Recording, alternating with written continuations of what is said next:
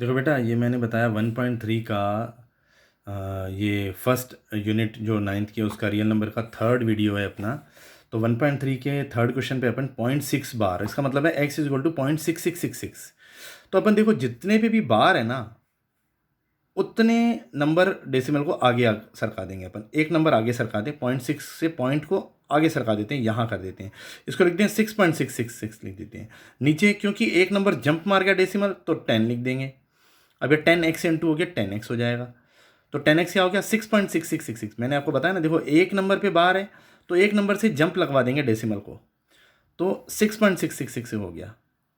0.6666 तो रहेगा मगर एक नंबर जंप कर गया, 6.66 हो गया, और नीचे 10 है 10x हो गया।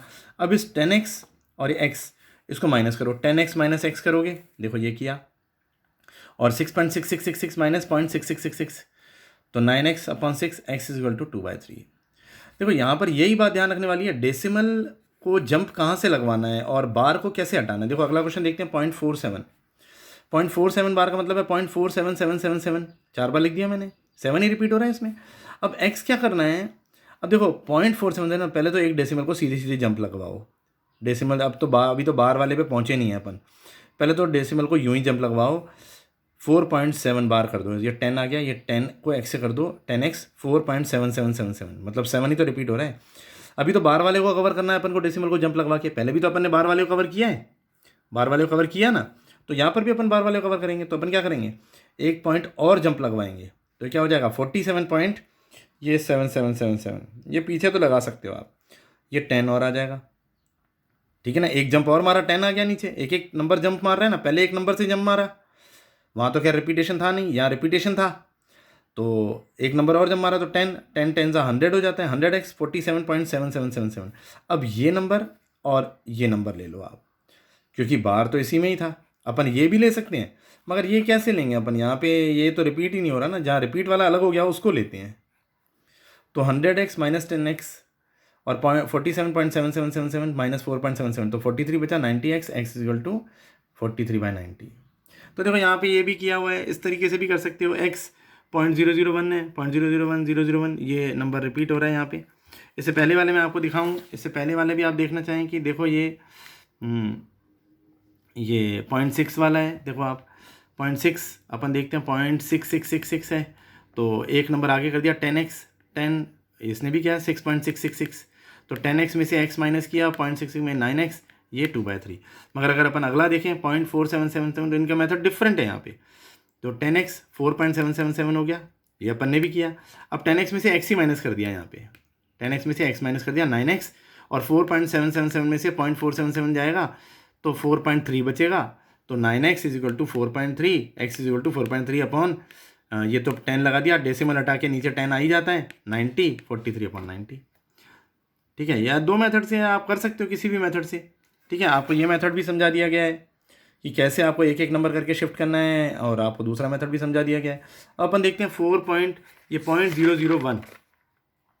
0.001 को कैसे करेंगे। देखिए यहाँ पे ये 0.001 को कैसे करेंगे, तो 0.001 ये बार है, तो अपन देखें एक्स में अपन आगे नंबर तो कोई है नहीं, तो अपन जहाँ जहाँ पे बार है उसको सीधा ही उड़ा देते हैं, तो 0.001 से 3 नंबर का जंप मार के यहाँ आ जाएगा, तो 1.001 और नीचे 1000 आएगा, 3 नंबर से जंप मारा तो नीचे 1000 आएगा ना, एक नंबर से जंप मारते हैं 10 आता है, तो ये 1000x हो गया, 1.001 अब ये और ये 1000x माइनस एक्स, 1.001 माइनस 0.001 तो 1 बचेगा, 1/999, तो ये आ जाएगा।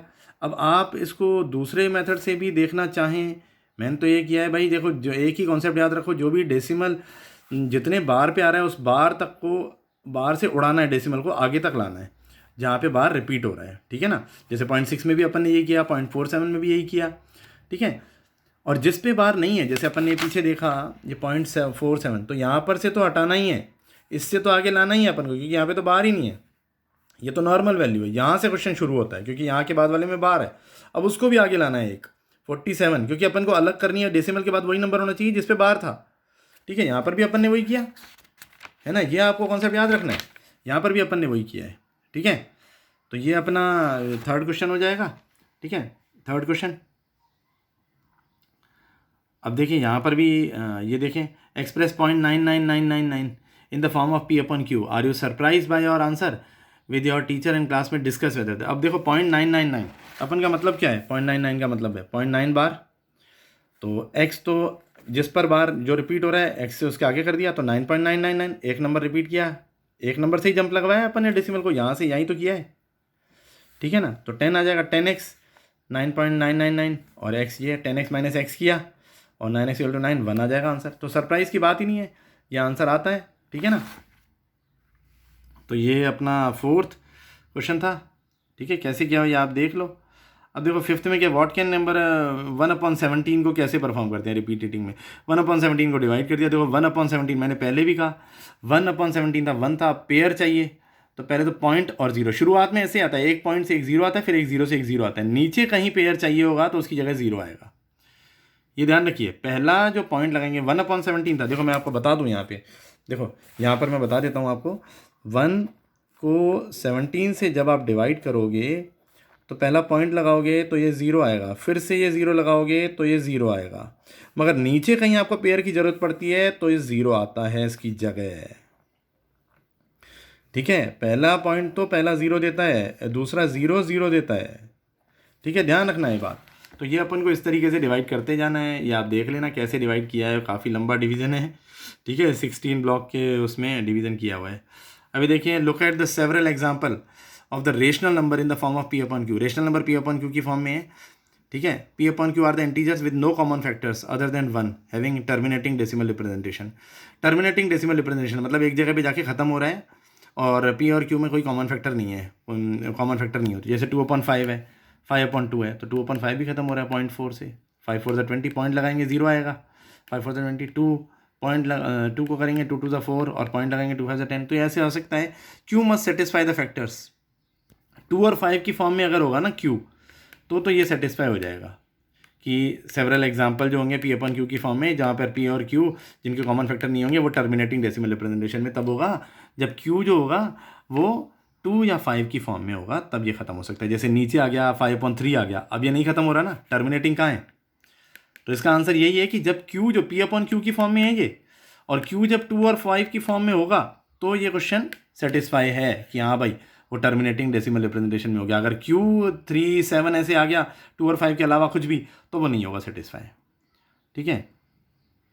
ये 7 right the 3 numbers was decimal expansion non terminating pi की वैल्यू, √2 की वैल्यू, √3 की वैल्यू, √2 की वैल्यू, रूट निकालना आपको नहीं आता होगा, रूट निकालना मैं आपको बता देता हूँ। देखो रूट कैसे निकालते हैं अपन, देखो ये 2 है, अपन को रूट निकालना है, ये लाइन खींचेंगे, ये लाइन खींचेंगे। अब आप क्या करो, इस 2 को अपन पॉइंट करके इसके पीछे ज़ीरो, ये 2 ज़ीरो, ये 2 ज़ीरो लगा देते हैं अपन, ठीक है। अब अपन जो रूट निकालते हैं ना, तो यहाँ पर जो नंबर आएगा वही यहाँ पर आएगा, ये डिवीज़न नहीं है, ठीक है। जैसे 1 1 ज़ा 1, तो ये 1 आ गया। अब ना क्या गया, 1 माइनस कर देंगे तो क्या बचा 1, और ये क्या बचा, ये पॉइंट आ गया, पॉइंट यहाँ पे भी लगाएंगे और ये 0 0 निकाल लेंगे। अब जो नंबर यहाँ आया था वही यहाँ ऐड भी होगा, 1 1, ये 2 आ जाएगा। अब जो यहाँ लगाओगे वही इससे मल्टीप्लाई होगा। जैसे देखो 2 अपन ने यहाँ पे लगाया 4, तो यहाँ पे 4 से ही मल्टीप्लाई होगा, 24 4 था 96, तो यहाँ पे 4 आ जाएगा और यहाँ पे भी 4 आ जाएगा और ये 96, ये बच्चा 4। अब ये पेयर उतार लेंगे, पूरा पेयर उतारा। अब जो यहाँ लिखा था वो यहाँ ऐड होता है, बार बार देखना है इसको बेटा।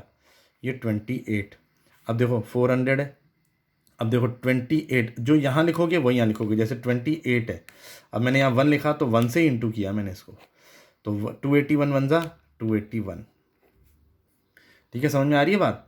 तो ये कैसा हो गया, 281 हो गया, तो यहाँ पे 1 लिखेंगे तो यहाँ पे भी 1 लिखेंगे, तो ये कितना हो जाएगा 281।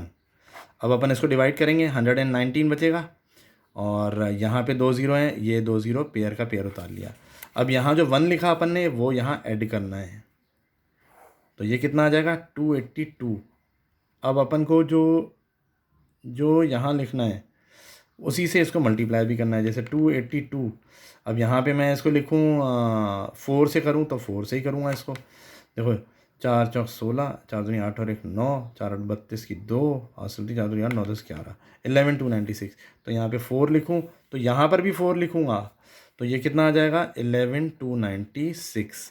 तो ये आपका रूट हो जाता है 41.414। तो ये नॉन टर्मिनेटिंग नॉन रिकरिंग है, नॉन टर्मिनेटिंग नॉन रिकरिंग, ठीक है। तो ये आपको रूट निकालने का तरीका बताया मैंने, कैसे रूट निकालते हैं। जैसे ये लाइन खींचते हैं, जो यहाँ लिखोगे वो यहाँ लिखोगे, जो यहाँ लिखोगे वो यहाँ ऐड भी करोगे, फिर उसका पेयर उसके साथ जो लिखोगे उसी से उसको मल्टीप्लाई करोगे, तो ये आपको आ जाना चाहिए। तो ये आपके √3 ऐसे ही निकालना है, √1 ऐसे ही निकालना है। तो नॉन टर्मिनेटिंग नॉन रिकरिंग मतलब आपको मालूम है नॉन टर्मिनेटिंग नॉन रिकरिंग क्या होता है, ये रहा, in this remainder never zero और नॉट रिपीट, ना तो जीरो आएगा ना रिपीट होगा, ठीक है ना। तो ये अपन ये देख लेते हैं यहाँ पे। तो ये आखिरी क्वेश्चन था, ये आपकी ख़त्म हो गई 1.3।